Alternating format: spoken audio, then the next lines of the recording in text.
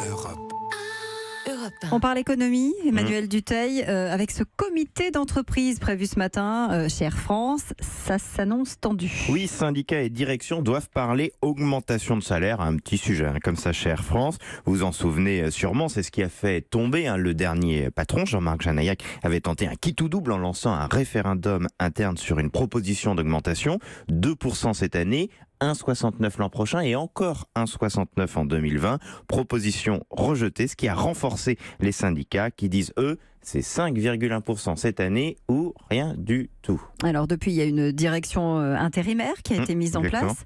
Est-ce que cette direction pourrait accéder aux demandes des syndicats ? Pas question. Voilà ce qui se dit dans les couloirs. On peut entendre aussi que cette demande est disproportionnée. Et puis surtout, des personnes bien au courant du dossier disent ce n'est pas à la direction intérimaire d'ouvrir comme ça le carnet de chèques. Elle n'a pas de mandat pour cela. Donc logiquement, la direction devrait reproposer ce qui avait déjà été promis par Jean-Marc Janaillac. Pas question de rouvrir là, maintenant, des discussions. La réunion de ce matin risque donc de tourner court. Les syndicats qui ont déjà eu vent de cette position préparaient dès hier le communiqué d'après-réunion. Il va donc y avoir, comme il l'avait promis, une grève sûrement du 23 au 26 juin. Ça tombe mal parce que ça commence à être en plus un des très gros week-ends de trafic. Dites-moi, cette position des syndicats, elle fait l'unanimité en interne ? Non, une pétition lancée par des collaborateurs qui s'appelle Stop Grève Air France reçoit un large soutien. C'est aussi impressionnant de voir sur les réseaux sociaux comme Twitter tous ces pilotes qui disent « Je ne devais pas travailler pendant la grève, mais finalement je serai là s'il y a grève pour limiter l'impact du mouvement » ou des messages vraiment de soutien à l'entreprise. Il faut dire que cette grève commence à coûter très cher à la compagnie. Déjà aujourd'hui, plus de 300 millions d'euros perdus. Ça tombe en plus très mal parce que le pétrole est aujourd'hui en train d'augmenter. La facture kérosène monte chez Air France, en tout cas des sources internes, parlent de 250 millions d'euros en plus cette année.